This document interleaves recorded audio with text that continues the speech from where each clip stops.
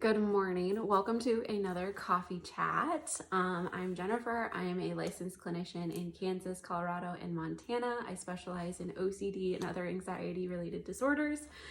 And we are going to chat today about mindfulness and mindfulness specifically within ERP, exposure response prevention.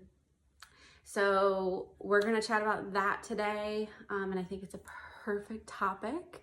I'm feeling like I need to chat about mindfulness and practice maybe a little bit of mindfulness this morning. So before we get started, we will make our coffee and then get rolling.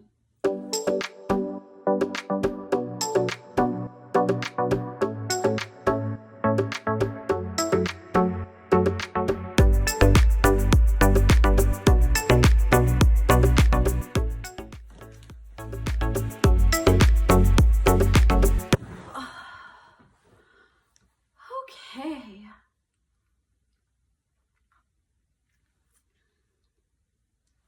That's yummy.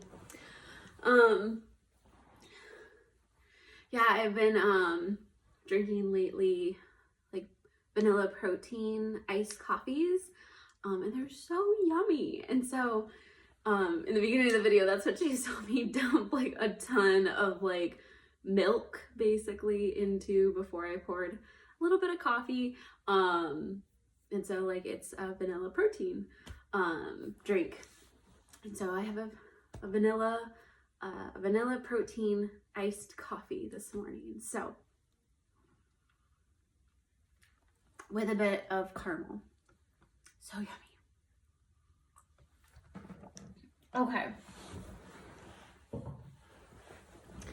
So today I wanted to talk about mindfulness, and especially mindfulness with ERP and OCD treatment. And I think the biggest thing that I usually come across when I talk about mindfulness with my clients is an initial hesitation. And the initial hesitation is because mindfulness is being widely practiced in the mental health field, but it's not always fully explored, is what I've seen with some of my clients, because they come to me and I tell them about how my modality is primarily CBT, ERP, which raises the anxiety, and then I also have mindfulness and acceptance and commitment therapy on the other side to help balance the scales a little bit. And as soon as I say the word mindfulness, they get really hesitant because our mind is immediately going to meditation as it's portrayed in the media, also deep breathing exercises. And a lot of the times I hear like, I've done it, I've tried it, Jenny, it didn't work. And I accept that and I welcome it into our conversation because I like to also talk about the fact that like mindfulness isn't always just sit down and meditate for an sometimes usually long extended periods of time. It's not usually always that. I also come to find out that deep breathing is a very helpful tool, and so I want to reassure that deep breathing is a really helpful, mindful grounding technique because it brings us into the awareness of our body. It's just that a lot of the times we don't put enough focus into all the different deep breathing techniques that we could do that could be helpful for us. So I like to talk about all of that, but like I would say that the biggest thing that I really talk about when I begin talking about mindfulness practice is that it is the definition. So for example, the definition that I give to my clients is that mindfulness is an act, a practice to be in the present moment. So what we know a lot about OCD and other anxiety related disorders is that it typically pulls us in either the future, this could happen, this might happen, I might go to the store, and while I'm driving to the store, I could get into an accident. That's me in the future. Or it can pull us also to the past. But usually the past is a slight combination of like past experience and the future. So like, I have been in a car accident, and I might get into another one, or I'm scared that I'll get into another one. So it's a combination of the past and the future. But mindfulness is a practice of the present moment. So instead of getting lost in the past or the future, we focus in what is happening currently right now. What am I experiencing right now? What am I feeling? What am I tapping into all senses? Really, what am I feeling emotionally and also physically, right? Like, for example, emotionally right now, I'm feeling very excited. We have a family wedding this coming weekend, so I'm very excited about that. So I'm feeling very giddy, but also feeling in the sense of like texture. So like I'm feeling my pants, and that it's a soft material, but it's a rougher soft. It's not as soft and fluffy as, like, for example, like sheep's wool or something along those lines, right? So that, what do I hear? What do I smell? My nose is a little stuffy from allergies, so that one's a little tough, but tapping into all of our senses about what is currently happening right now. That is the key component of mindfulness, is to be with what's currently happening. So I think that's a really helpful component, and I like to talk about that when I start talking about mindfulness with my clients, because like I said, anxiety, OCD pulls us into the future and or the past, and it's sometimes really difficult to get out of that. And so mindfulness is a good practice to pull us back to the here and now. The other component that I like to talk about with my clients is the difference between formal and informal meditation, or meditation and or substitute the word practice. So formal practice is where we have set aside time and a place and an intention, for example, to go, and I'm going to sit and I'm going to close my eyes, and I am going to practice my breathing. I'm going to practice my setting intentions for the day. I'm going to practice my affirmations, things along those lines. So it's a very structured, set aside certain activity that's formal practice or meditation. I like to make sure that we're doing a combination of that and also informal. So informal meditation, informal practice is more of the integration into our day-to-day, because I think that just even reflecting on myself and what I hear from my clients and what I see from my own family and friends, is that our schedules are really busy. And so it makes it really difficult to set aside that structured time like consistently or all the time. Sometimes that's just not possible. Sometimes that's not realistic. And so I like to make sure that we talk about a balance between the two, if not at least how we can practice the informal, where we integrate it into our day-to-day. And when I mean by integration, I'm talking about sitting at my desk, cooking dinner, taking the dog for a walk, picking up the kids from school, sitting in the pickup line. What else? It could be even while exercising.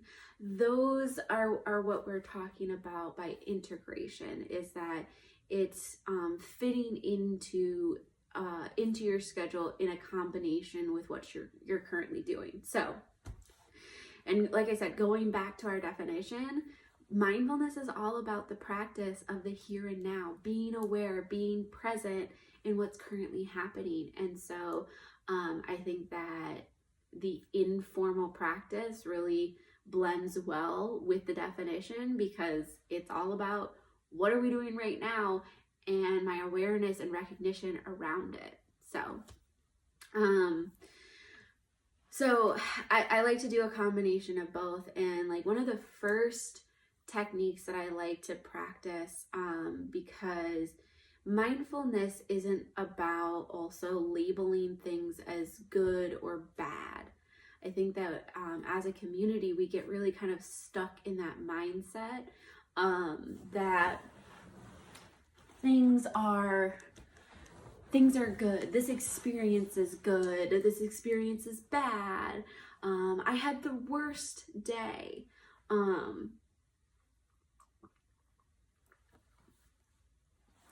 Those components. And mindfulness is about opening ourselves to all experiences. And not focusing so heavily on the label of good or bad. So it takes some practice to start kind of shedding some of those labels to our experience. So I actually like to start with an exercise that's called turning towards experiences. And this exercise, as the name says, is about practicing turning towards all of our experiences. Because the other thing is that when we start labeling experiences as good or bad, we sometimes start to shy away from, turn away from the bad experiences because we don't like it. It's not comfortable. It doesn't feel good. And so we'll turn away from it. And so it's a good exercise to just practice opening ourselves up to all experiences that we're having, good, bad, and even neutral. And when I talk about neutral, it could just be the activity of, what's coming to my mind?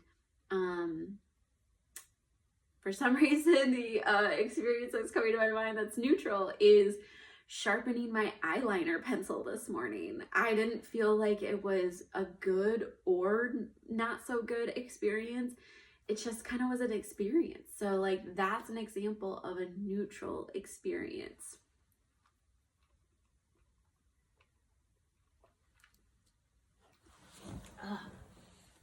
The only thing I don't like about iced coffee or iced drinks in general is when the ice kind of hits against your lip as you're trying to take a drink.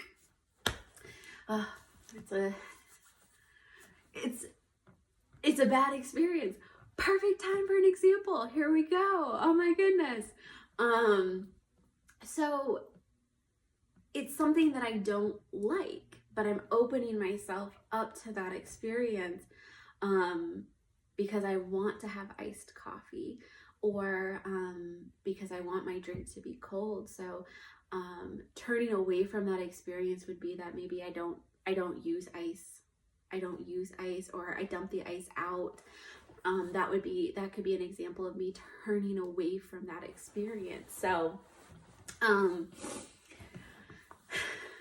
perfect moment for an example. That's so great. Love it when life like that happens. But so the practice is just opening ourselves up to all of our experiences instead of shying away from them. And so what I mean by opening ourselves up is is that we are recognizing, and maybe it's helpful to tap into all of our senses in that moment. What we're recognizing, what am I feeling, texture and emotional, what am I hearing, what am I smelling? What am I even tasting? That's a sensory component that we haven't chatted really much about, but what am I even tasting? Can I be in the present moment with what I'm experiencing? Because I would say that, and I see it a lot with OCD and anxiety, other anxiety related disorders, is like not being able to sit with what I'm experiencing because it's so distressing. And so this is a helpful practice as well, just for ERP and sitting with the uncomfortability. It's a good way to also practice that, because nobody wants to sit with something that's uncomfortable. Nobody wants to sit and just feel raw distress. But the mindful practice of turning towards our experiencing and starting to recognize that, I was driving to the store and a car cut me off. I'm recognizing that my heart is racing. I'm recognizing that startled me. I'm recognizing and I'm opening myself up to the fact that my brain put me in my defense mechanism to keep myself safe. I'm recognizing this rush of adrenaline. And I'm now also recognizing that the adrenaline is starting to wear off. And I'm a little shaky. I'm a little nervous. I'm a little more cautious as I drive to the grocery store. So that's us opening ourselves up to experiences. And so I think that this exercise, like I said, is a good way to practice opening to experiencing. 2, sitting with even the negative, the bad, the not so good, the uncomfortable. It's a good practice of that. And then also a good way to start practicing the shedding of the labels, good versus bad, for our experiences, because we're opening ourselves to all experiences that are happening to us. So I like to talk about mindfulness because I think that it's a helpful way for us to check in and also not get stuck in sort of a lot of the times the mundane routine of our day-to-day. It's a good way for us to check in with our body. It's a good way for us to exercise our mind. I actually, on the InFocus Instagram account, every Monday I do a Mindful Moment Monday, where on our Instagram story, I read a mindfulness card from this amazing book or box. Actually, let me grab it. From this, I got it off Amazon. It's so great. It's got a bunch of cards. Mindfulness cards, simple practices for everyday life. I truly love this deck of cards. It's a real easy way to integrate mindfulness in our day-to-day. And every Monday I pick a card, we read it, I chat about it, I chat about ways to practice it, and you're always welcome. I would love to hear about how you're practicing your mindfulness or the mindfulness card for the day or for the week. But yeah, if you don't already follow us on Instagram, go ahead and follow us, and pay attention to my mindfulness videos on Mondays, as we practice mindfulness together. I'll actually link our Instagram account in the comments below, so check it out. But yes, this is an excellent way to practice mindfulness as well. I hope you have a fabulous day, and I will see you in the next coffee chat. Thank you so much for joining me today, and practice your mindfulness. And I know that we talked about deep breathing, and we didn't talk too much about it today, but I'll do another video about different deep breathing techniques, and why different techniques can be helpful for different moments. So that'll be a different video. So check back, but I hope you have a fabulous day, and thanks so much for joining me for our coffee chat.